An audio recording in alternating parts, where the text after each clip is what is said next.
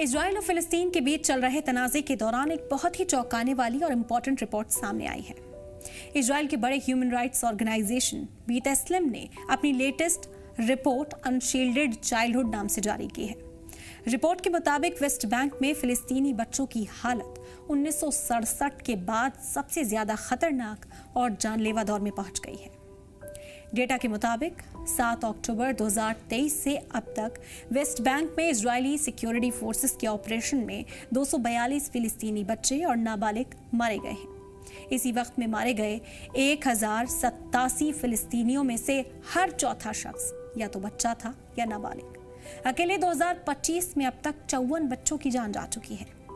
Report के मुताबिक ये डेटा पिछले कई सालों से सबसे खराब हालत में दिखता है। रिपोर्ट में कहा गया कि इजराइल डिफेंस फोर्सेस यानी आईडीएफ ने हमेशा यही कहा है कि उसके ऑपरेशन सिर्फ हथियारबंद लोगों या फिर उन लोगों के खिलाफ हैं जो सिक्योरिटी के लिए खतरा पैदा करते हैं। लेकिन बेतस्लेम रिसर्च इस दावे पर संगीन सवाल उठाती है। रिपोर्ट के मुताबिक 2025 में मारे गए 54 नाबालिग में से किसी के पास कोई हथियार नहीं था। रिपोर्ट में बताया गया कि सिर्फ 2 बच्चों के पास मामूली हथियार मौजूद थे। 13 बच्चों को तब गोली मार दी गई जब वो सिर्फ झड़प की जगह पर मौजूद थे। रिपोर्ट का दावा है कि इन वाकयात में सिक्योरिटी वालों की जान को कोई भी खतरा नहीं था। कम से कम 21 बच्चे किसी भी प्रोटेस्ट, झड़प या टकराव का हिस्सा भी नहीं थे। इनमें से कई बच्चे तो मामूली तौर पर अपने घरों को लौट रहे थे या बस वाक़े वाली जगह के पास मौजूद थे। रिपोर्ट में सीनियर इजरायली मिलिट्री ऑफिसर्स के पब्लिक बयानों का भी जिक्र है। वेस्ट बैंक में इजरायली मिलिट्री के सेंट्रल कमांड के हेड मेजर जनरल एवी बैलेट ने कहा कि हम ऐसे ऑपरेशंस कर रहे हैं जैसे कि हमने 1967 के बाद कभी भी नहीं किए। इजरायली मिलिट्री का दावा है कि मारे गए लोगों में 96% मिलिटेंट्स थे, जबकि बेतस्लेम का कहना है कि मौजूदा सबूत इस दावे को सपोर्ट ही नहीं करते। रिपोर्ट के एग्जीक्यूटिव डायरेक्टर यूली नोवाक के मुताबिक ये मसला कुछ सैनिकों के कामों तक महदूद नहीं बल्कि पूरे पॉलिटिकल और मिलिट्री सिस्टम से जुड़ी हुई है। अक्टूबर 2023 के बाद से किसी भी इजरायली फौजी या फिलिस्तीनी बच्चे के कत्ल के लिए कोई भी केस चलाया नहीं गया। कई वाकयात में जख्मी बच्चों को मेडिकल मदद मिलने में भी रुकावट आई है।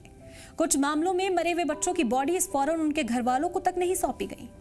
रिपोर्ट में जवाबदेही की कमी भी पाई गई है, जिस पर गहरी फिक्र जताई गई। UN independent international commission of inquiry ने भी इस मामले पर अपनी रिपोर्ट में गहरी फिक्र जताई है। यूएन के मुताबिक इजरायली सिक्योरिटी फोर्स पर ड्रोन और स्नाइपर से बच्चों को टारगेट करने का इल्जाम है।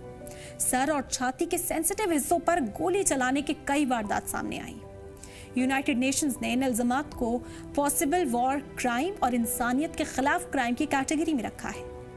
इंटरनेशनल ऑर्गेनाइजेशन ने इन वाकयात की इंडिपेंडेंट और ट्रांसपेरेंट जांच की भी मांग की है। इजराइल ने इन सभी इल्जामात को इनकार कर दिया और कहा कि उसके मिलिट्री ऑपरेशन सिक्योरिटी ज़रूरतों और इंटरनेशनल कानून के हिसाब से किए जाते हैं, जैसा कि वो हमेशा करता है। दूसरी ओर ह्यूमन राइट्स ऑर्गेनाइजेशन और यूएन की रिपोर्ट वेस्ट बैंक में बच्चों की मौत और आम लोगों की हिफाजत को लेकर संगीन सवाल उठा रहे हैं। इस मामले पर आपकी क्या राय है? आप भी हमें कमेंट करके ज़रूर बताएं।